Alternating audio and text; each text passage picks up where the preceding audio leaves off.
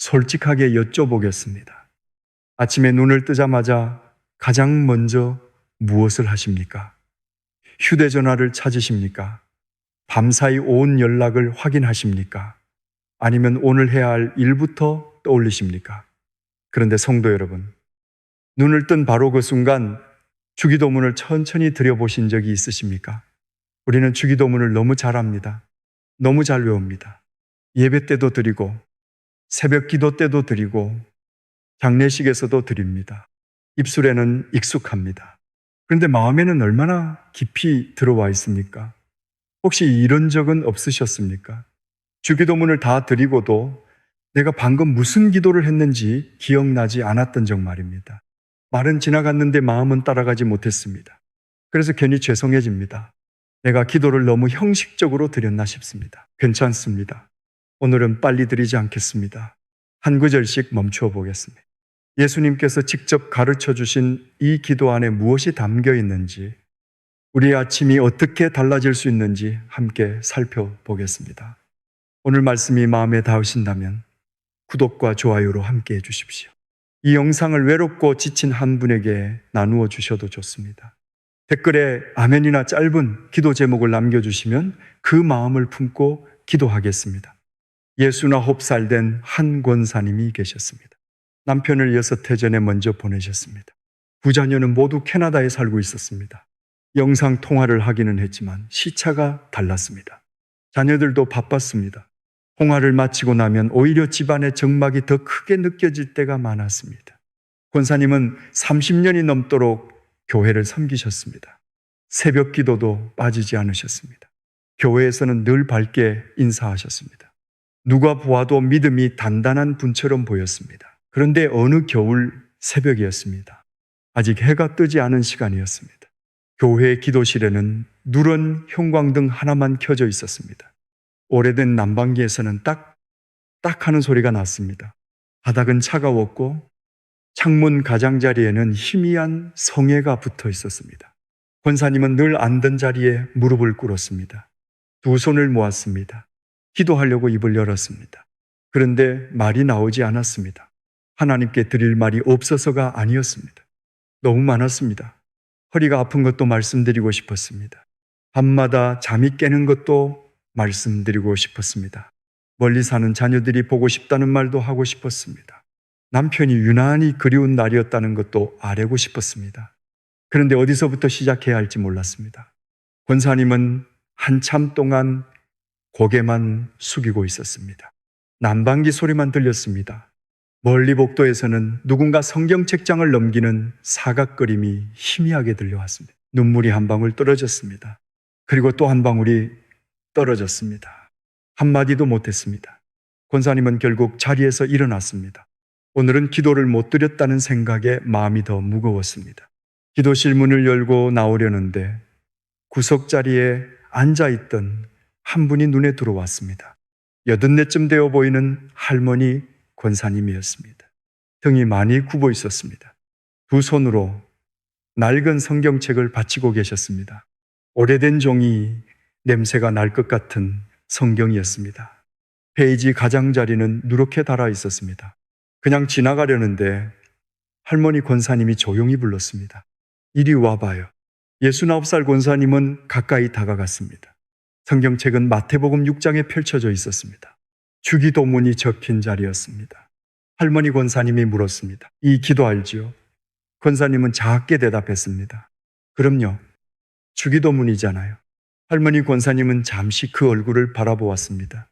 그리고 손가락으로 첫 구절을 천천히 짚었습니다. 하늘에 계신 우리 아버지요. 그분이 말했습니다. 나는 60년 넘게 이 기도를 드렸어요.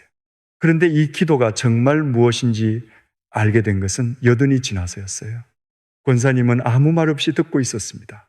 할머니 권사님이 성경책을 가슴 쪽으로 조금 당기며 다시 말했습니다. 사람들이 너무 빨리 읽어요. 입은 끝까지 가는데 마음은 첫 줄에도 도착하지 못해요. 한마디씩 읽어봐요. 천천히. 그러면 달라져요. 그게 전부였습니다.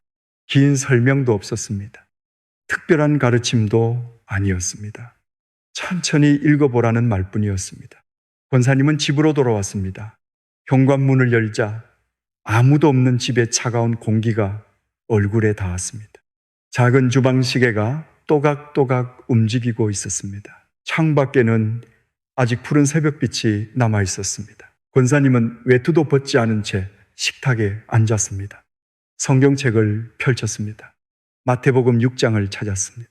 그리고 처음으로 주기도문을 외우지 않고 읽었습니다. 하늘에 계신 우리 아버지여, 거기서 멈추었습니다. 하늘에 계신 우리 아버지, 세 단어가 이상하게 가슴을 건드렸습니다. 하나님이 멀리 계신 분이 아니라 나의 아버지라는 사실이 그날은 다르게 들렸습니다. 혼자 사는 자신에게도 아버지가 계셨습니다. 자녀들이 멀리 있어도 아버지는 가까이 계셨습니다. 권사님은 같은 구절을 다시 읽었습니다. 하늘에 계신 우리 아버지여. 또 읽었습니다. 하늘에 계신 우리 아버지여. 그러다 울기 시작했습니다. 서러운 울음만은 아니었습니다. 오랫동안 잊고 지냈던 집으로 돌아온 사람처럼 우셨습니다. 그날 이후 권사님의 아침이 달라졌습니다. 눈을 뜨면 휴대전화보다 먼저 성경책을 펼쳤습니다. 주기도문을 한 구절씩 읽었습니다. 어떤 날은 첫 구절에서 끝났습니다. 괜찮았습니다. 빨리 끝내는 것이 목적이 아니었기 때문입니다. 몇 주가 지나자 권사님의 표정이 달라졌습니다. 상황이 갑자기 좋아진 것은 아니었습니다. 허리는 여전히 아팠고 집은 여전히 조용했습니다. 그런데 아침마다 혼자가 아니라는 감각이 조금씩 마음에 자리 잡았습니다. 한 달쯤 지났을 때 병원에서 혈당 수치가 전부 다 안정되었다는 말을 들었습니다. 2달쯤 지났을 때 캐나다에 사는 큰딸에게서 전화가 왔습니다. 엄마, 이번 가을에는 꼭 한국에 갈게. 나 엄마가 많이 보고 싶어. 권사님은 전화를 끊고 한참 울었습니다. 3달째 되던 어느 날 교회에서 혼자 사는 또 다른 권사님을 만났습니다. 늘 예배가 끝나면 서둘러 집으로 돌아가던 분이었습니다. 69살 권사님은 그분의 손을 잡았습니다. 권사님, 저 요즘 아침마다 주기도문을 천천히 드려요. 우리 내일부터 전화로 같이 해볼까요? 그날 이후 두 사람은 매일 아침 전화를 걸었습니다. 긴 말을 하지 않았습니다. 주기도문을 한 구절씩 천천히 읽었습니다. 때로는 울었고 때로는 아무 말 없이 숨소리만 들었습니다. 그래도 괜찮았습니다. 나중에 권사님은 이렇게 고백했습니다. 주기도문이 달라진 게 아니었어요. 내가 달라졌어요. 내가 달라지니까 사람을 보는 눈이 달라졌고 하루를 맞는 마음이 달라졌어요. 84 권사님이 천천히 읽어보라고 하신 그 말이 제 인생에서 가장 큰 선물이었어요. 성도 여러분, 주기도문은 낡은 암송이 아닙니다. 예수님이 직접 우리에게 건네주신 기도입니다. 우리가 무슨 말을 해야 할지 모를 때 붙들 수 있는 기도입니다. 오늘 아침 다 드리려고 서두르지 마십시오. 첫 구절에서 멈추셔도 됩니다. 하늘에 계신 우리 아버지여, 천천히 불러보십시오. 그 한마디에서 다시 시작될 수 있습니다. 그렇다면 주기도문은 왜 그렇게 중요할까요? 이 기도는 우리가 만든 기도가 아니기 때문입니다. 우리의 필요를 모아 정리한 문장도 아닙니다. 예수님께서 직접 가르쳐 주신 기도입니다. 누가복음 11장 1절에서 제자들은 예수님께 이렇게 여쭈었습니다. 주여, 요한이 자기 제자들에게 기도를 가르친 것과 같이 우리에게도 가르쳐 주옵소서. 제자들은 예수님 곁에서 수많은 기적을 보았습니다. 병든 사람을 고치시는 것도 보았고 떡 5개와 물고기 2마리로 많은 사람을 먹이시는 것도 보았습니다. 바람과 바다가 잔잔해지는 장면도 보았습니다. 그런데 그들이 배우고 싶어한 것은 기적을 행하는 방법이 아니었습니다. 기도하는 법이었습니다. 예수님의 능력이 기도에서 흘러나온다는 것을 그들은 보았던 것입니다. 그래서 물었습니다. 우리에게도 기도를 가르쳐 주십시오. 그때 예수님께서 주기도문을 주셨습니다. 성도 여러분, 이것은 참 놀라운 일입니다. 하나님의 아들이 사람의 몸을 입고 이 땅에 오셔서 하나님께 어떻게 나아가야 하는지를 친히 알려주셨습니다. 우리가 하나님 앞에서 어떤 순서로 마음을 열어야 하는지, 무엇을 먼저 구하고 무엇을 내려놓아야 하는지를 한 기도 안에 담아주셨습니다. 그런데 우리는 이 기도를 너무 빨리 지나칩니다. 30초면 끝납니다. 때로는 15초도 걸리지 않습니다. 입술은 익숙하게 움직이는데 마음은 따라오지 못합니다. 그래서 오늘은 속도를 늦추어야 합니다. 예수님은 마태복음 6장 7절에서 말씀하셨습니다. 또 기도할 때에 이방인과 같이 중언부언하지 말라. 그들은 말을 많이 하여야 들으실 줄 생각하느니라. 말이 많아야 하는 것이 아닙니다. 잘 정리된 문장이 있어야 하는 것도 아닙니다. 하나님은 기도의 길이를 재지 않으십니다. 마음이 어디를 향하고 있는지를 보십니다. 마태복음 6장 6절에서는 이렇게 말씀하셨습니다. 너는 기도할 때에 내 골방에 들어가 문을 닫고 은밀한 중에 계신 내 아버지께 기도하라. 은밀한 중에 보시는 네 아버지께서 갚으시리라. 골방이 반드시 작은 방을 뜻하는 것은 아닙니다. 병원 대기실일 수도 있습니다. 버스 아닐 수도 있습니다. 가족들이 아직 잠든 일은 아침에 부엌일 수도 있습니다. 중요한 것은 마음의 문을 닫는 것입니다. 세상의 소리를 잠시 멈추고 한 분에게만 마음을 여는 것입니다. 그런데 막상 기도하려고 하면 말이 나오지 않을 때가 있습니다. 무슨 말을 해야 할지 모르겠습니다. 마음속에는 걱정이 가득한데 문장으로 정리되지 않습니다. 괜찮습니다. 로마서 8장 26절은 이렇게 말씀합니다. 이와 같이 성령도 우리의 연약함을 도우시나니 우리는 마땅히 기도할 바를 알지 못하나 오직 성령이 말할 수 없는 탄식으로 우리를 위하여 친히 간구하시느니라. 우리가 기도를 완성하는 것이 아닙니다. 성령님께서 우리의 연약함을 도우십니다. 우리가 한숨만 쉬어도 그 한숨을 아십니다. 눈물만 흘러도 그 눈물 안에 담긴 말을 아십니다. 기도는 혼자해서 하나님께 올라가는 일이 아닙니다. 하나님께서 우리 안으로 내려오시는 일입니다. 이제 주기도문의 첫 구절을 다시 보겠습니다. 하늘에 계신 우리 아버지요. 이 한 문장에는 3개의 문이 있습니다. 하늘에 계신 우리 아버지, 먼저 하늘에 계신다는 말은 하나님이 멀리 계신다는 뜻만은 아닙니다. 우리가 해결할 수 없는 영역을 다스리시는 분이라는 뜻입니다. 내 손이 닿지 않는 곳에도 하나님의 손은 닿습니다. 내가 알지 못하는 내일도 하나님께는 가려져 있지 않습니다. 내 능력이 끝나는 자리에서 하나님의 능력이 시작됩니다. 우리라는 말도 중요합니다. 나의 아버지만이 아닙니다. 우리의 아버지입니다. 병원에서 검사 결과를 기다리는 사람의 아버지이시고 자녀의 연락을 기다리며 잠 못 이루는 사람의 아버지이십니다. 배우자를 먼저 보내고 식탁 앞에 홀로 앉은 사람의 아버지이십니다. 우리는 혼자 기도하는 것 같지만 혼자가 아닙니다. 한 아버지 앞에 선 가족입니다. 그리고 마지막 단어가 있습니다. 아버지, 로마서 8장 15절은 이렇게 말씀합니다. 너희는 다시 무서워하는 종의 영을 받지 아니하고 양자의 영을 받았으므로 우리가 아빠 아버지라고 부르짖느니라. 심판자 앞에서는 변명해야 합니다. 주인 앞에서는 실수하지 않으려고 긴장해야 합니다. 그러나 아버지 앞에서는 울어도 됩니다. 말이 끊겨도 괜찮습니다. 잘 보이려고 애쓰지 않아도 됩니다. 73된 한 집사님이 계셨습니다. 그분은 교회를 50년 가까이 다녔습니다. 성경도 많이 읽으셨고 교회 일도 성실하게 감당하셨습니다. 그런데 하나님을 아버지라고 부를 때마다 마음 한편이 불편했습니다. 어린 시절의 기억 때문이었습니다. 집사님의 아버지는 말이 적고 엄한 분이었습니다. 술을 드신 날이면 집안에 공기가 얼어붙었습니다. 현관문 열리는 소리만 들려도 어린 집사님의 어깨가 먼저 굳었습니다. 밥상 위 숟가락이 그릇에 부딪히는 소리조차 크게 느껴졌습니다. 그래서 하나님을 아버지라고 부르면서도 마음속에는 두려움이 남아 있었습니다. 하나님도 실수하면 화내시는 분처럼 느껴졌습니다. 잘해야 사랑해 주시고 부족하면 얼굴을 돌리시는 분처럼 생각되었습니다. 어느 늦겨울 새벽이었습니다. 집사님은 잠이 오지 않아 거실에 나와 앉았습니다. 창문 틈으로 찬 바람이 조금씩 들어왔습니다. 보일러가 멈춘 뒤 집안은 유난히 조용했습니다. 탁자 위에는 손자가 두고 간 작은 장난감 자동차가 놓여 있었습니다. 집사님은 성경을 펼쳤습니다. 로마서 8장 15절이 눈에 들어왔습니다. 아빠 아버지라고 부르짖느니라. 그 구절을 한참 바라보다가 조심스럽게 입을 열었습니다. 하나님 아버지, 목소리가 떨렸습니다. 다시 불렀습니다. 나의 아버지. 그 순간 어린 시절에 차가운 기억이 떠올랐습니다.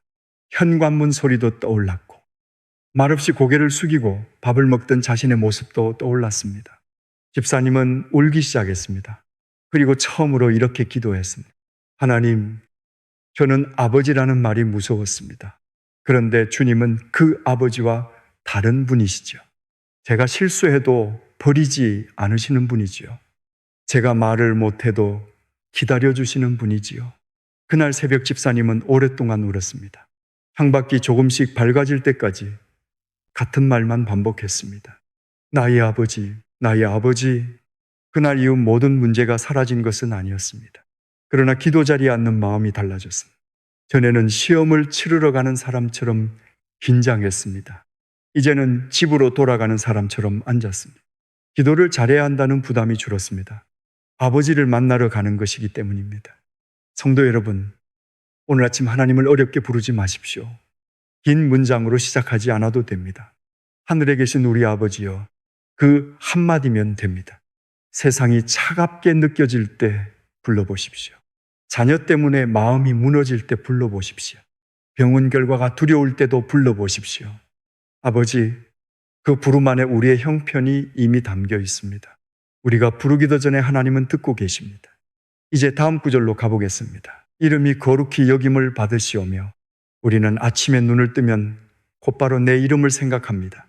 오늘 내가 해야 할 일, 내가 만나야 할 사람, 내가 해결해야 할 문제를 떠올립니다. 아직 이불 속에 있는데도 마음은 벌써 하루 끝까지 달려가 있습니다. 그러나 주기도문은 우리의 시선을 멈추게 합니다. 먼저 하나님의 이름을 바라보라고 합니다. 이름이 거룩히 여김을 받으시오며, 이 말은 하나님이 지금보다 더 거룩해지셔야 한다는 뜻이 아닙니다. 하나님은 이미 거룩하십니다. 이 기도는 오늘 나의 말과 선택과 표정 속에서 하나님의 거룩하심이 드러나게 해달라는 고백입니다. 주님, 오늘 제 입술 때문에 주님의 이름이 가려지지 않게 해주십시오. 주님, 제 감정이 앞서서 누군가를 함부로 대하지 않게 해주십시오. 오늘 하루를 통해 사람들이 저를 보는 것이 아니라 제 안에 계신 주님을 보게 해주십시오. 그렇게 기도하면 하루의 중심이 바뀝니다. 내가 주인공이었던 하루가 하나님을 드러내는 하루가 됩니다. 아침에 가족에게 무심코 던지는 한마디도 달라집니다. 전화기 너머로 들리는 불친절한 목소리에 대응하는 태도도 달라집니다. 아무도 보지 않는 곳에서 내리는 작은 결정까지 달라집니다. 거룩함은 예배당 안에서만 드러나는 것이 아닙니다. 부엌에서 드러납니다. 시장에서 드러납니다. 병원 접수대 앞에서도 드러납니다. 나를 서운하게 한 사람의 이야기가 나왔을 때 내 입술에서 무엇이 나오는지를 통해 드러납니다. 성도 여러분, 거룩함은 어려운 표정을 짓는 것이 아닙니다. 하나님이 주인이심을 인정하는 것입니다. 그래서 다음 기도가 이어집니다. 나라가 임하시오며 뜻이 하늘에서 이루어진 것 같이 땅에서도 이루어지이다. 이 구절은 아름답습니다. 그러나 동시에 가장 어려운 기도입니다. 내 뜻을 내려놓아야 하기 때문입니다. 우리는 기도할 때 이미 답을 정해놓는 경우가 많습니다. 하나님, 이 문제는 이렇게 풀어주십시오. 이 사람은 이렇게 바꾸어 주십시오. 이때까지는 꼭 응답해 주십시오. 그리고 내가 정해놓은 방식대로 일이 풀리지 않으면 하나님이 침묵하신다고 생각합니다. 하지만 하나님의 침묵처럼 보이는 그 시간에도 하나님은 일하고 계십니다. 우리의 눈에 보이지 않을 뿐입니다. 66대 난 권사님이 계셨습니다. 권사님에 따른 작은 식당을 운영하고 있었습니다. 처음에는 손님도 많았습니다. 점심시간이면 빈자리가 없을 정도였습니다. 가족들은 이제 자리를 잡았다고 안심했습니다. 그런데 주변에 큰 공사가 시작되었습니다. 길이 막히고 주차장이 사라졌습니다. 손님이 줄기 시작했습니다. 임대료와 재료비는 그대로인데 매출은 반으로 떨어졌습니다. 결국 식당 문을 닫았습니다. 문제는 그 다음이었습니다. 남은 임대 기간의 비용과 밀린 재료비, 급하게 빌린 돈이 한꺼번에 돌아왔습니다. 다른 밤마다 울었습니다. 사위는 말 수가 없어졌습니다. 어린 손자는 집안의 무거운 분위기를 눈치 보며 방문을 조용히 닫았습니다. 권사님은 딸의 빚 일부를 대신 갚기 위해 평생 모은 돈을 꺼냈습니다. 그래도 부족했습니다. 어느 새벽 권사님은 휴대전화 불빛에 눈을 떴습니다. 은행에서 온 독촉 문자가 파란 빛으로 천장을 비추고 있었습니다. 새벽 5시가 되기 전이었습니다. 가슴이 답답했습니다. 권사님은 주방으로 나갔습니다. 전날 끓여놓은 보리차를 데웠는데 잠깐 한눈을 판 사이 바닥이 조금 눌었습니다. 한 냄새가 좁은 부엌에 퍼졌습니다. 벽시계 초침 소리만 유난히 크게 들렸습니다. 똑딱, 똑딱. 권사님은 식탁 앞에 앉아 두 손을 모았습니다. 하나님, 딸 가게를 다시 열게 해 주십시오. 빚을 한꺼번에 갚을 길을 열어주십시오. 좋은 사람을 만나게 해 주십시오. 매일 그렇게 기도했습니다. 그러나 상황은 달라지지 않았습니다. 한 달이 지나고 2달이 지났습니다. 권사님의 마음은 점점 거칠어졌습니다. 예배를 드려도 말씀이 들어오지 않았습니다. 찬양을 부르면서도 속으로는 같은 질문만 되풀이했습니다. 왜 아직도입니까? 제가 얼마나 더 기도해야 합니까? 어느 날 새벽 권사님은 주기도문을 천천히 읽다가 이 구절 앞에서 멈추었습니다. 뜻이 하늘에서 이루어진 것 같이 땅에서도 이루어지이다. 입술이 더 움직이지 않았습니다. 한참 동안 그 문장을 바라보았습니다. 그리고 마음 깊은 곳에서 불편한 질문 하나가 올라왔습니다. 너는 내 뜻을 구하고 있느냐? 네가 정한 답을 허락해달라고 하고 있느냐? 권사님은 고개를 들 수 없었습니다. 그동안 하나님의 뜻을 구했다고 생각했습니다. 그러나 돌아보니 자신의 계획에 하나님의 이름을 붙여놓고 있었습니다. 식당이 다시 열리는 것만이 응답이라고 정했습니다. 빚이 빨리 사라지는 것만이 하나님의 선하심이라고 생각했습니다. 그 순간 눈물이 쏟아졌습니다. 주님, 제가 주님의 뜻을 구한 것이 아니었습니다. 제 뜻을 이루어 달라고만 했습니다. 권사님은 말을 잇지 못했습니다. 보리차의 탄 냄새가 아직 남아 있었습니다. 벽시계 소리는 계속 들렸습니다. 창문 밖에서는 쓰레기, 수거차가 지나가는 소리가 멀리서 들려왔습니다. 평범한 새벽이었습니다. 그런데 그날 권사님의 기도는 달라졌습니다. 주님, 저는 모르겠습니다. 딸이 앞날도 모르고 이 빚이 어떻게 풀릴지도 모르겠습니다. 식당을 다시 해야 하는지 다른 길로 가야 하는지도 모르겠습니다. 주님이 아십니다. 그러니 주님의 뜻대로 해 주십시오. 그 고백은 쉽게 나오지 않았습니다. 말로는 맡긴다고 하면서도 마음 한쪽에서는 여전히 원하는 답을 붙잡고 있었습니다. 그래도 반복했습니다. 주님 뜻대로 해 주십시오. 딸의 인생을 제가 끌고 갈 수 없습니다. 제가 엄마이지만 구원자는 아닙니다. 주님이 가장 선한 길로 인도해 주십시오. 그날 당장 빚이 사라진 것은 아니었습니다. 다음 날에도 독촉 전화가 왔습니다. 한 주 뒤에도 해결되지 않은 문제가 남아 있었습니다. 그러나 권사님의 마음 안에서 먼저 변화가 시작되었습니다. 기도를 마치고 일어날 때 가슴을 눌렀던 돌덩이가 조금 가벼워진 것 같았습니다. 내가 모르는 길을 하나님은 아신다는 생각이 들었습니다. 괜찮습니다. 상황이 그대로여도 하나님이 그대로 계시면 버틸 수 있습니다. 권사님은 매일 같은 기도를 드렸습니다. 어떤 날은 믿음이 생겼습니다. 어떤 날은 다시 두려움이 올라왔습니다. 그럴 때마다 처음부터 다시 기도했습니다. 나라가 임하시오며 주님이 다스려 주십시오. 뜻이 이루어지이다. 제가 정한 답보다 주님의 뜻을 신뢰하게 해 주십시오. 2달쯤 지나면서 딸의 표정이 조금씩 달라졌습니다. 식당을 다시 여는 것만 생각하던 딸이 다른 일을 알아보기 시작했습니다. 예전에 식당을 자주 찾던 한 손님이 반찬 제조업체를 소개해 주었습니다. 처음에는 작은 포장 업무였습니다. 큰 기대는 없었습니다. 그런데 딸은 그 일을 하며 자신이 손님을 직접 상대하는 일보다 음식을 만들고 정리하는 일에 더 잘 맞는다는 것을 알게 되었습니다. 몇 달 뒤 업체에서 정식으로 함께 일하자는 제안을 받았습니다. 수입은 이전 식당보다 많지 않았습니다. 그러나 고정적이었습니다. 주말에는 가족과 시간을 보낼 수 있었습니다. 무엇보다 더는 임대료를 걱정하지 않아도 되었습니다. 빚도 한꺼번에 해결되지 않았습니다. 법률 상담을 통해 갚아야 할 금액과 책임 범위가 다시 정리되었습니다. 생각했던 것보다 부담이 줄었습니다. 가족은 긴 시간을 두고 조금씩 갚아나가기 시작했습니다. 반년이 지났을 때 권사님은 딸과 함께 식탁에 앉아 저녁을 먹었습니다. 된장국에서 김이 올라왔습니다.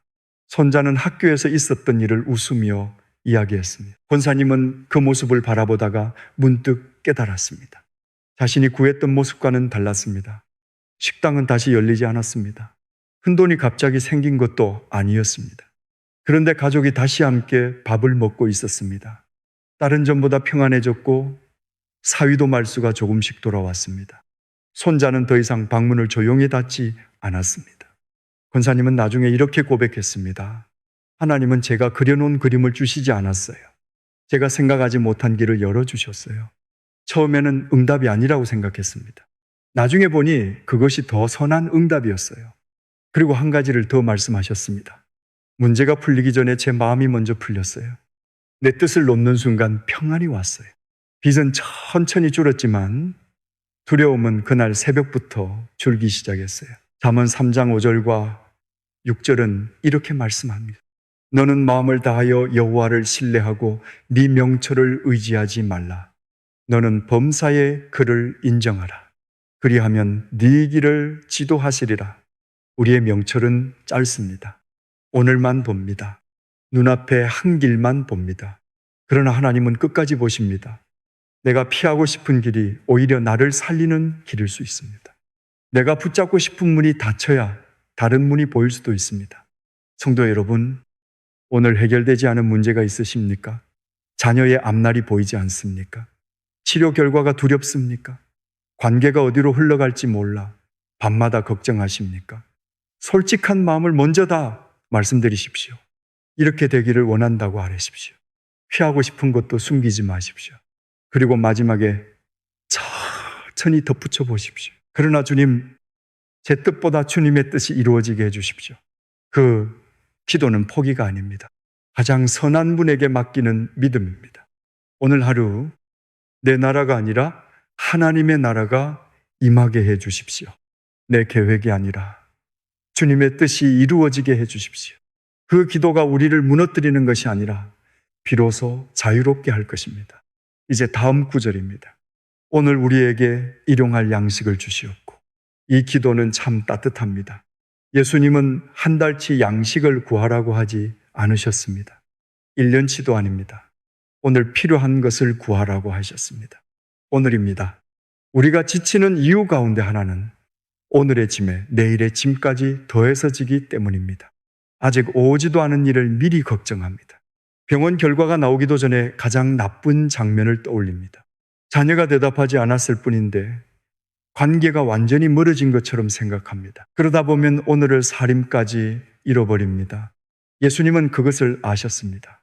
마태복음 6장 34절에서 이렇게 말씀하셨습니다. 그러므로 내일 일을 위하여 염려하지 말라.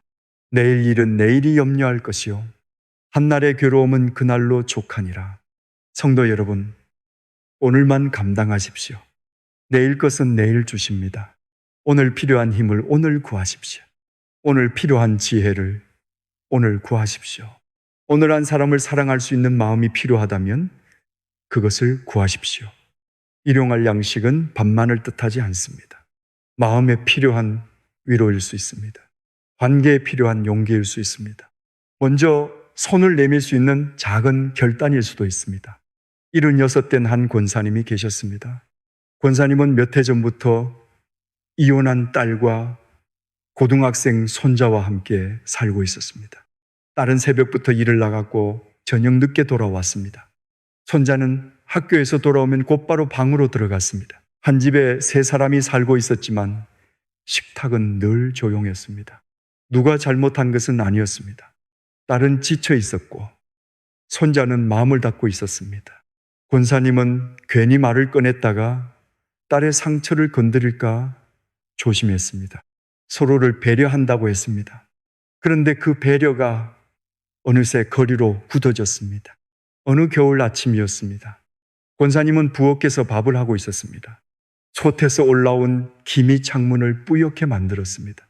파리나무 도마에 닿는 소리가 일정하게 들렸습니다. 탁, 탁, 탁. 딸은 출근 준비를 하며 휴대전화를 보고 있었습니다. 손자는 이어폰을 낀 채 식탁 끝에 앉아 있었습니다. 아무도 말을 하지 않았습니다. 권사님은 된장국을 떠놓다가 문득 마음이 아팠습니다. 우리는 가족인데 왜 이렇게 서로 눈치를 보고 살까? 그날 새벽 예배에서 들었던 주기도문의 한 구절이 떠올랐습니다. 오늘 우리에게 일용할 양식을 주시옵고.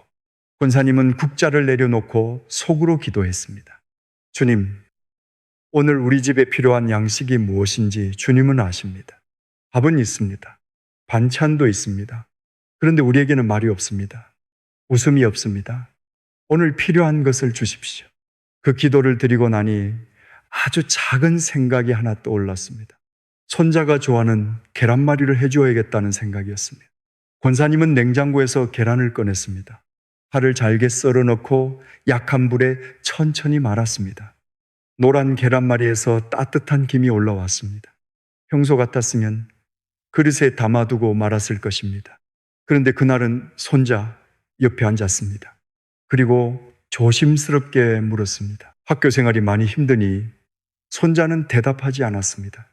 권사님은 괜히 물었나 싶어 숟가락만 만지작거렸습니다. 잠시 뒤 손자가 이어폰 한쪽을 빼더니 작은 목소리로 말했습니다. 할머니, 나 요즘 학교 가기가 싫어. 그 한마디였습니다. 권사님은 놀랐지만 서둘러 충고하지 않았습니다. 왜 그러느냐고 몰아붙이지도 않았습니다. 그냥 물었습니다. 무슨 일이 있었니? 손자는 한참 망설이다가 친구들과의 문제를 이야기하기 시작했습니다. 말이 끊기기도 했고 눈을 피하기도 했습니다. 그래도 조금씩 말했습니다. 권사님은 다 듣고 나서 손자의 손등 위에 손을 올렸습니다. 그 손이 차가웠습니다. 많이 힘들었구나. 그날 아침 권사님은 특별한 해결책을 주지 못했습니다. 학교 문제도 당장 달라지지 않았습니다. 그러나 식탁의 공기는 달라졌습니다. 딸은 출근하다 말고 두 사람을 바라보았습니다. 그리고 가방을 내려놓더니 잠시 식탁에 함께 앉았습니다. 엄마, 나도 사실 요즘 너무 힘들어. 딸의 목소리가 떨렸습니다. 그동안 직장에서 겪은 일, 혼자 아이를 키우며 느낀 두려움, 어머니께 폐를 끼치고 있다는 미안함이 한꺼번에 쏟아졌습니다. 권사님은 딸의 말을 듣다가 울었습니다. 딸도 울었습니다. 손자는 아무 말 없이 계란말이를 먹었습니다. 그러다 휴지를 한 장 뽑아 엄마 앞으로 밀어놓았습니다. 그게 전부였습니다. 그런데 그 작은 아침이 시작이었습니다. 다음날 권사님은 다시 기도했습니다. 주님, 오늘 우리 집에 필요한 양식을 주십시오. 그날은 딸이 좋아하는 따뜻한 차를 준비했습니다. 또 다른 날에는 손자에게 학교 앞까지 같이 걸어가자고 말했습니다. 어떤 날은 아무 일도 일어나지 않았습니다. 대화가 잘 되지 않는 날도 있었습니다. 딸이 예민하게 대답하는 날도 있었고 손자가 다시 방문을 닫는 날도 있었습니다. 그래도 권사님은 실망하지 않았습니다. 오늘 필요한 만큼만 사랑하면 된다고 생각했습니다. 한 달쯤 지나자 세 사람은 일주일에 한 번은 함께 저녁을 먹기 시작했습니다. 텔레비전을 끄고 휴대전화도 내려놓았습니다. 처음에는 어색했습니다. 무슨 말을 해야 할지 몰라 국그릇에 숟가락 닿는 소리만 들렸습니다. 그러나 조금씩 달라졌습니다. 손자는 학교 이야기를 하기 시작했습니다. 딸은 퇴근길에 붕어빵을 사왔습니다. 권사님은 잔소리를 줄이고 더 많이 듣기 시작했습니다. 석 달이 지났을 때 손자가 먼저 말했습니다. 할머니, 이번 주일에 나도 교회 같이 가면 안 돼. 권사님은 그 말을 듣고 바로 대답하지 못했습니다. 눈앞이 흐려졌기 때문입니다. 억지로 가자고 한 적은 없었습니다. 설교를 길게 한 적도 없었습니다. 그저 아침마다 이렇게 기도했습니다. 오늘 우리에게 일용할 양식을 주시옵고, 그리고 기도한 뒤에 자신의 손을 움직였습니다. 계란을 꺼냈습니다. 차를 끓였습니다. 옆에 앉았습니다. 판단하지 않고 들었습니다. 나중에 권사님은 이렇게 고백했습니다. 저는 하나님께서 우리 집에 큰 기적을 주시기를 기다렸어요. 그런데 하나님은 매일 작은 양식을 주셨어요. 어떤 날은 한마디였고 어떤 날은 계란말이 한 접시였어요. 또 어떤 날은 말을 참는 힘이었어요. 그리고 이렇게 덧붙였습니다. 기도가 삶으로 내려오지 않으면 아무 일도 일어나지 않더라고요. 주님이 양식을 주셨는데 제가 손을 펴지 않으면 받을 수가 없었어요. 성도 여러분, 오늘 여러분에게 필요한 양식은 무엇입니까? 돈일 수도 있습니다. 건강일 수도 있습니다. 그러나 어쩌면 먼저 사과할 용기일 수 있습니다. 누군가의 말을 끝까지 들어줄 인내일 수도 있습니다. 혼자 있는 이웃에게 전화 한 통을 걸 마음일 수도 있습니다. 너무 먼 내일까지 걱정하지 마십시오. 오늘 필요한 것을 구하십시오. 주님, 오늘 하루를 살아갈 힘을 주십시오. 오늘 만나는 사람을 사랑할 마음을 주십시오. 오늘 해야 할 한 가지를 알게 해 주십시오. 그리고 작은 생각이 떠오르면 순종해 보십시오. 밥상을 차리는 손이 기도가 될 수 있습니다. 먼저 건네는 인사가 기도가 될 수 있습니다. 조용히 옆에 앉아주는 시간이 하나님의 양식이 될 수 있습니다.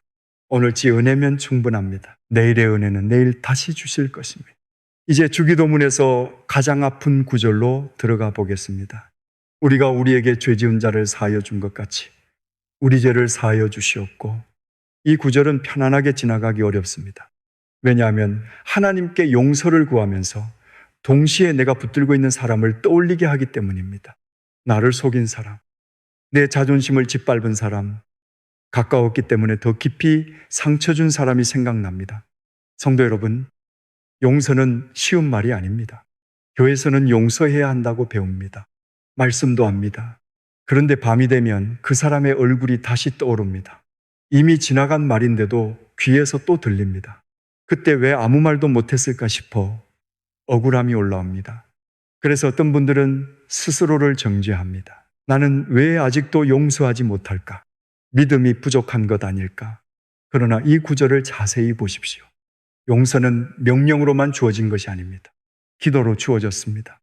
용서가 되지 않는 마음을 그대로 들고 하나님 앞에 나오라는 뜻입니다. 다 풀린 뒤에 기도하는 것이 아닙니다. 아직 아프고 아직 미운 그 마음으로 기도하는 것입니다. 마태복음 6장 14절과 15절에서 예수님은 이렇게 말씀하셨습니다. 너희가 사람의 잘못을 용서하면 너희 하늘 아버지께서도 너희 잘못을 용서하시려니와 너희가 사람의 잘못을 용서하지 아니하면 너희 아버지께서도 너희 잘못을 용서하지 아니하시리라. 주기도문 가운데 예수님께서 따로 설명을 덧붙이신 내용이 바로 용서입니다. 그만큼 중요합니다. 용서하지 못한 마음은 상대방만 묶어두지 않습니다. 나도 함께 묶습니다. 그 사람이 없는 자리에서도 그 사람에게 끌려다니게 합니다. 에베소서 4장 32절은 이렇게 말씀합니다. 서로 친절하게 하며 불쌍히 여기며 서로 용서하기를 하나님이 그리스도 안에서 너희를 용서하심과 같이 하라. 내 힘으로 용서하라는 말이 아닙니다. 내가 먼저 받은 용서로 용서하라는 말씀입니다. 74된 한 장로님이 계셨습니다. 장로님은 평생 농사를 지으며 성실하게 사셨습니다. 교회에서는 말이 적고 책임감 있는 분으로 알려져 있었습니다. 어려운 일이 생기면 조용히 먼저 나서서 돕는 분이었습니다. 장로님에게는 나이가 조금 많은 사촌형이 있었습니다. 두 사람은 어린 시절부터 형제처럼 지냈습니다. 명절이면 한 집에 모였고 부모 세대가 세상을 떠난 뒤에는 서로 의지하며 살아가자고 약속했습니다. 문제는 함께 물려받은 작은 밭에서 시작되었습니다. 도로가 새로 생기면서 땅값이 오르기 시작했습니다. 사촌형은 복잡한 서류를 자신이 처리하겠다고 했습니다. 장로님은 믿었습니다. 오래 알고 지낸 사람이었습니다. 의심할 이유가 없다고 생각했습니다. 그런데 몇 달 뒤 장로님은 땅 일부가 자신의 동의 없이 처분되었다는 사실을 알게 되었습니다. 돈도 제대로 정산되지 않았습니다. 전화해도 받지 않았습니다. 집으로 찾아갔지만 만나주지 않았습니다. 법적으로 다툴 수 있었습니다. 자녀들은 소송을 하자고 했습니다. 그러나 장로님은 망설였습니다. 평생 형처럼 따랐던 사람을 법정에 세우는 일이 차마 마음에 걸렸습니다. 결국 상당한 손해를 감수했습니다. 그때부터 장로님의 마음이 굳기 시작했습니다. 예배는 드렸습니다. 장로의 직분도 감당했습니다. 사람들 앞에서는 아무 일 없는 것처럼 지냈습니다. 그러나 기쁨이 사라졌습니다. 누군가 형제 사랑에 관해 말하면 속이 뒤틀렸습니다. 용서에 관한 설교가 나오면 괜히 자리를 피하고 싶었습니다. 밤이 더 힘들었습니다. 새벽 4시쯤이면 어김없이 눈이 떠졌습니다. 냉장고가 웅하는 소리를 내며 돌아갔고 방 안에는 어둠이 눌러 앉아 있었습니다. 목은 바짝 말랐습니다. 거친 담요 끝을 손으로 만지작거리다 보면 사촌형의 얼굴이 떠올랐습니다. 왜 그랬을까? 어떻게 나한테 그럴 수 있을까? 그 생각이 시작되면 다시 잠들 수 없었습니다. 그렇게 3년 가까이 지났습니다. 어느 날도 새벽 4시에 눈이 떠졌습니다. 장로님은 물을 한 모금 마시고 침대 가장자리에 앉았습니다. 기도할 말이 없었습니다. 그냥 주기도문을 천천히 외우기 시작했습니다. 하늘에 계신 우리 아버지여, 이름이 거룩히 여김을 받으시오며 나라가 임하시오며, 그러다 이 구절 앞에서 멈추었습니다. 우리가 우리에게 죄 지은 자를 사하여 준 것 같이 우리 죄를 사하여 주시옵고, 입이 떨어지지 않았습니다. 그 말대로 기도하면 사촌형을 용서해야 할 것 같았습니다. 그러면 자신이 당한 일이 아무것도 아닌 것이 되는 것 같았습니다. 장로님은 한참 침묵했습니다. 그리고 솔직하게 말했습니다. 주님, 저는 이 기도를 못하겠습니다. 아직도 너무 억울합니다. 그 사람을 용서하고 싶지 않습니다. 그게 그날의 첫 기도였습니다. 잘 꾸민 말이 아니었습니다. 그러나 진심이었습니다. 장로님은 계속 말했습니다. 주님, 저는 용서할 힘이 없습니다. 그렇다고 이 미움을 계속 품고 살고 싶지도 않습니다. 제가 용서하는 것이 아니라 주님이 제 안에서 용서하게 해 주십시오. 그 말을 하는데 가슴이 뜨거워졌습니다. 억울함인지 슬픔인지 알 수 없었습니다. 어린 시절 함께 냇가에서 놀던 기억도 떠올랐습니다. 부모님 장례식장에서 서로 손을 잡고 울던 장면도 생각났습니다. 그러다 낯선 생각 하나가 마음을 스쳤습니다. 그 사람도 많이 무너져 있었던 것 아닐까? 그 생각이 들자 장로님은 놀랐습니다. 3년 동안 한 번도 해보지 못한 생각이었습니다. 이해하고 싶지도 않았습니다. 그런데 그날은 아주 잠깐 그 사람의 두려움과 욕심 뒤에 있던 초라함이 보이는 것 같았습니다. 장로님은 처음으로 사촌형을 위해 기도했습니다. 주님, 어디에 있든 붙들어 주십시오. 잘못을 깨닫게 해 주십시오. 그리고 제가 미움 때문에 더 망가지지 않게 해주십시오. 기도를 마치고 다시 누웠습니다. 늘 그랬던 것처럼 얼굴이 떠오를 줄 알았습니다. 그런데 그날은 이상하게 방 안이 조용했습니다. 냉장고 소리만 들렸습니다. 장로님은 그대로 잠이 들었습니다. 오랜만에 아침까지 잤습니다. 다음날 모든 미움이 사라진 것은 아니었습니다. 누군가 그 이야기를 꺼내면 다시 가슴이 답답했습니다. 그러나 장로님은 새벽마다 같은 기도를 드렸습니다. 주님, 오늘도 제 힘으로는 안 됩니다. 주님이 용서하게 해 주십시오. 어떤 날은 눈물이 났습니다. 어떤 날은 아무 감정도 없었습니다. 그래도 계속했습니다. 한 달이 지나자 잠드는 시간이 조금 빨라졌습니다. 2달이 지나자 새벽에 깨는 날이 줄었습니다. 반년쯤 지나면서 교회에서 봉사할 때 잃어버렸던 기쁨이 조금씩 돌아왔습니다. 용서는 한순간의 감정이 아니었습니다. 매일 내리는 선택이었습니다. 3년 뒤 어느 주일 장로님은 찬양을 부르다가 갑자기 울었습니다. 마음속에 얼어있던 것이 녹고 있다는 사실을 그제야 알았습니다.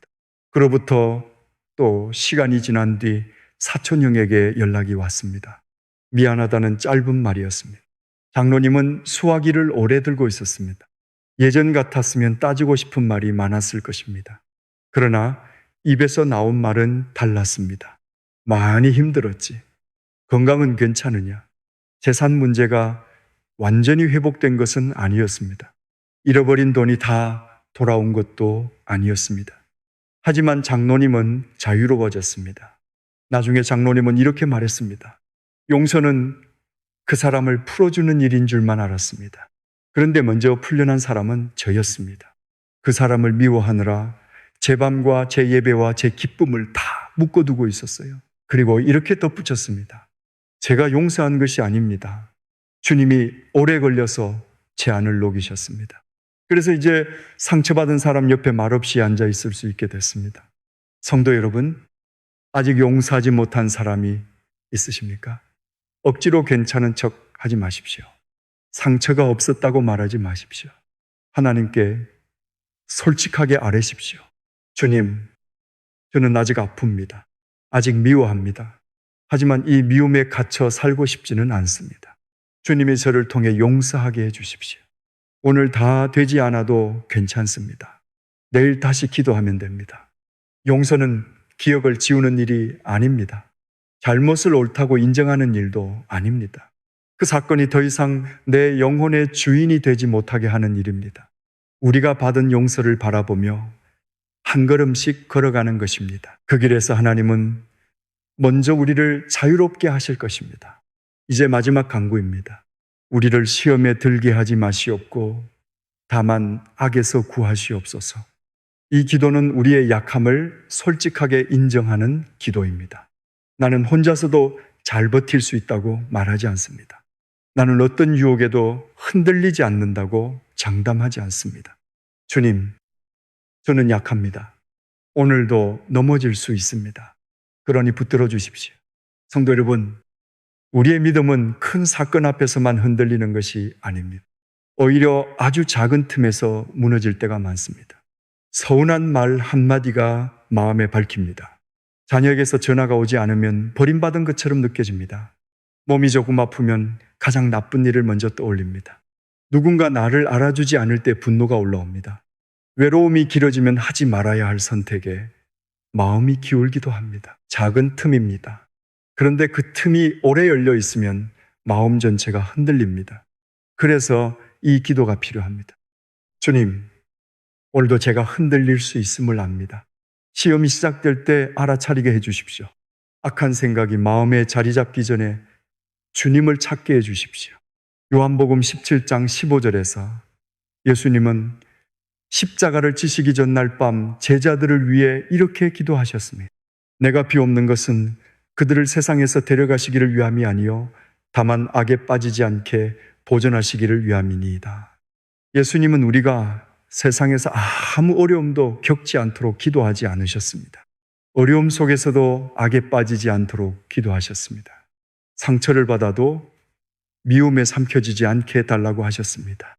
실패를 경험해도 거짓된 길로 도망가지 않게 해달라고 하셨습니다. 세상을 떠나게 해달라는 기도가 아닙니다.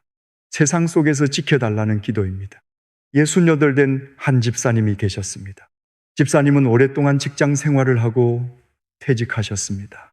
평생 아껴 모은 퇴직금이 있었습니다. 큰 돈은 아니었지만 아내와 노후를 보내기에는 충분하다고 생각했습니다. 어느 날 오래 알고 지낸 친구가 찾아왔습니다. 작은 건설 사업에 투자하면 매달 안정적으로 수익을 받을 수 있다고 했습니다. 이미 허가도 끝났고 위험할 것이 없다고 말했습니다. 집사님은 처음에는 망설였습니다. 그러나 친구는 자신도 전 재산을 넣었다며 안심시켰습니다. 오래 알고 지낸 사람이었습니다. 교회 근처에서 함께 밥을 먹은 적도 많았습니다. 결국 집사님은 아내와 충분히 상의하지 않은 채 큰 돈을 맡겼습니다. 몇 달 뒤 연락이 끊겼습니다. 사무실은 비어 있었습니다. 계약서에는 알아보기 어려운 조건들이 적혀 있었습니다. 돈을 돌려받을 길이 거의 없다는 말을 들었습니다. 집사님은 집으로 돌아와 아무 말도 하지 못했습니다. 저녁상에는 아내가 끓인 미역국이 놓여 있었습니다. 김이 서서히 사라졌습니다. 국은 식어갔지만 누구도 숟가락을 들지 않았습니다. 아내가 물었습니다. 무슨 일 있어요? 집사님은 그제야 사실을 말했습니다. 아내는 한동안 아무 말도 하지 않았습니다. 그러다 자리에서 일어나 조용히 방문을 닫았습니다. 문이 세게 닫힌 것도 아니었습니다. 그런데 그 작은 소리가 집사님의 가슴을 무너뜨렸습니다. 그날 이후 두 사람은 같은 집에서 따로 살기 시작했습니다. 밥도 따로 먹었습니다. 필요한 말만 했습니다. 집사님은 처음에는 친구를 원망했습니다. 그 다음에는 아내를 원망했습니다. 내가 일부러 그런 것도 아닌데 왜 저렇게까지 하느냐는 생각이 들었습니다. 마지막에는 하나님을 원망했습니다. 왜 막아주지 않으셨습니까? 왜 이런 일을 당하게 하셨습니까? 집사님은 예배에 나가지 않기 시작했습니다. 전화가 와도 받지 않았습니다. 교회 사람을 만나면 고개를 돌렸습니다. 마음속에는 한 가지 생각만 남았습니다. 다 끝났다. 어느 비 오는 새벽이었습니다. 집사님은 잠이 오지 않아 거실에 앉아 있었습니다. 창문을 때리는 빗소리가 일정하게 들렸습니다. 식탁 위에는 전날 저녁 아내가 놓아둔 국그릇이 그대로 있었습니다. 기름이 식어 표면에 얇게 굳어 있었습니다. 집사님은 그 그릇을 바라보다가 갑자기 울기 시작했습니다. 돈을 잃은 것보다 아내와의 관계를 잃어버린 것이 더 아팠습니다. 교회를 피하고 하나님께 등을 돌린 자신의 모습도 보였습니다. 그때 주기도문의 마지막 구절이 떠올랐습니다. 우리를 시험에 들게 하지 마시옵고 다만 악에서 구하시옵소서. 집사님은 아주 천천히 입을 열었습니다. 주님, 저는 이미 시험에 들었습니다. 돈을 잃은 뒤 미움에 빠졌습니다. 친구를 저주했고 아내를 원망했습니다. 주님께도 등을 돌렸습니다. 저를 여기서 꺼내주십시오. 그게 전부였습니다. 집사님은 돈을 돌려달라고 먼저 기도하지 않았습니다. 자신의 마음이 더 무너지지 않게 해달라고 기도했습니다. 다음 날 아침 집사님은 아내가 있는 방 앞에 오래 서 있었습니다. 손을 들었다가 내렸습니다. 다시 들었습니다. 그리고 문을 두드렸습니다. 여보, 미안해. 내가 돈을 잃은 것보다 당신 마음을 잃게 한 것이 더 미안해. 아내는 바로 대답하지 않았습니다. 긴 침묵이 흘렀습니다. 잠시 뒷문이 열렸습니다. 아내의 눈도 부어 있었습니다. 두 사람은 아무 말 없이 한참 서 있었습니다. 그날 모든 것이 해결된 것은 아니었습니다. 아내의 상처도 남아 있었습니다. 돈도 돌아오지 않았습니다. 그러나 닫혀있던 문 하나가 열렸습니다. 집사님은 그 주일에 다시 교회 갔습니다. 맨 뒷자리에 앉았습니다. 찬양이 시작되자 고개를 들지 못하고 울었습니다. 로마서 8장 34절은 이렇게 말씀합니다. 죽으실 뿐 아니라 다시 살아나신 이는 그리스도 예수시니 그는 하나님 우편에 계신 자요 우리를 위하여 간구하시는 자시니라. 우리가 흔들릴 때 예수님은 우리를 버리지 않으십니다. 우리를 위해 간구하십니다. 집사님은 그 말씀을 붙들었습니다. 그리고 아침마다 이렇게 기도했습니다. 주님, 오늘도 저를 지켜주십시오. 미움에 빠지지 않게 해주십시오. 부끄러움 때문에 사람을 피하지 않게 해주십시오. 몇 달 뒤 집사님과 아내는 함께 재정 상담을 받았습니다. 남은 돈으로 다시 생활 계획을 세웠습니다. 넉넉하지는 않았습니다. 그러나 두 사람은 다시 같은 식탁에 앉았습니다. 어느 날 아내가 따뜻한 국을 떠주며 말했습니다. 우리에게 돈은 줄었지만 아직 서로는 있네요. 집사님은 그 말을 듣고 울었습니다. 나중에 집사님은 이렇게 고백했습니다. 하나님이 잃어버린 돈을 모두 돌려주신 것은 아니었습니다. 하지만 돈 때문에 잃어버릴 뻔한 제 영혼과 가정을 구해주셨어요. 그것이 더 큰 구원이었습니다. 성도 여러분, 주기도문은 우리를 현실 밖으로 데려가는 기도가 아닙니다. 현실 속에서 하나님과 함께 살게 하는 기도입니다. 하늘에 계신 우리 아버지요, 나는 혼자가 아니라는 고백입니다. 이름이 거룩히 여김을 받으시오며 오늘의 중심을 하나님께 돌리는 고백입니다. 나라가 임하시오며 뜻이 이루어지이다. 내가 붙들고 있던 통제권을 내려놓는 기도입니다. 오늘 우리에게 일용할 양식을 주시옵고 오늘치 은혜로 오늘을 살겠다는 믿음입니다. 우리 죄를 사하여 주시옵. 받은 용서로 다시 살아가게 해달라는 간구입니다. 우리를 시험에 들게 하지 마시옵고 다만 악에서 구하시옵소서. 내 약함을 인정하며 보호를 구하는 기도입니다. 78 된 한 권사님은 매일 아침 침대에서 일어나기 전에 주기도문을 천천히 드렸습니다. 배우자를 먼저 보낸 뒤집안의 정막이 가장 힘든 분이었습니다. 처음에는 외로움을 견디기 위해 시작했습니다. 그런데 어느 날부터 기도를 마친 뒤 한 사람의 얼굴이 떠오르기 시작했습니다. 혼자 사는 옆동의 권사님이었습니다. 그분은 전화를 걸었습니다. 아침은 드셨어요. 그 전화가 시작이었습니다. 두 사람은 함께 시장에 갔습니다. 병원에도 동행했습니다. 나중에는 교회 안에서 혼자 사는 어르신 몇 분이 한 달에 한 번씩 모여 식사하게 되었습니다. 권사님은 이렇게 말했습니다. 저는 외로움을 없애달라고 기도했어요. 그런데 하나님은 제 외로움을 다른 외로운 사람을 찾아가는 길로 바꾸셨어요. 기도가 사람을 바꾸었습니다. 바뀐 사람이 다른 사람의 하루를 바꾸었습니다. 이제 오늘 말씀을 마치며 함께 기도하겠습니다. 눈을 감으셔도 좋습니다. 서두르지 마십시오. 하늘에 계신 우리 아버지요, 오늘도 우리를 자녀로 불러주셔서 감사합니다. 말이 나오지 않는 순간에도 우리의 한숨을 들으시고 눈물 속에 담긴 뜻까지 아시는 아버지를 신뢰합니다. 아버지의 이름이 우리의 말과 행동을 통해 거룩히 여김을 받게 해 주십시오. 우리의 고집이 아니라 아버지의 나라가 임하게 하시고 우리가 이해하지 못하는 순간에도 아버지의 뜻을 신뢰하게 해 주십시오. 오늘 필요한 양식을 주십시오. 몸을 위한 힘을 주시고 마음을 위한 평안을 주시며 관계를 회복할 용기와 먼저 손 내밀 수 있는 사랑을 주십시오. 우리의 죄를 용서해 주십시오. 아직 용서하지 못한 사람을 주님 앞에 내려놓습니다. 억지로 잊으려 하지 않게 하시고 주님이 우리 안에서 천천히 용서하게 해 주십시오. 오늘 우리를 시험에 들게 하지 마십시오. 두려움과 미움과 낙심에 빠지지 않도록 지켜주시고 악한 생각이 문을 두드릴 때 즉시 주님을 부르게 해 주십시오. 우리 힘으로 하루를 살려 하지 않겠습니다. 오늘도 아버지와 함께 걷겠습니다. 예수 그리스도의 이름으로 기도드립니다. 아멘. 성도 여러분, 내일 아침 눈을 뜨시면 휴대전화를 보기 전에 주기도문의 첫 구절부터 천천히 불러보십시오. 다 드리지 못해도 괜찮습니다. 한 구절이면 됩니다. 하늘에 계신 우리 아버지여, 그 한마디로 하루를 시작하십시오. 오늘 말씀이 마음에 닿으셨다면 댓글에 아멘과 기도 제목을 남겨주십시오. 이 말씀이 필요한 한 분에게 조용히 나누어 주셔도 좋습니다. 주기도문이 달라지는 것이 아닙니다. 우리가 달라집니다. 그리고 우리가 달라질 때 우리의 가정과 관계와 하루도 조금씩 달라지기 시작할 것입니다.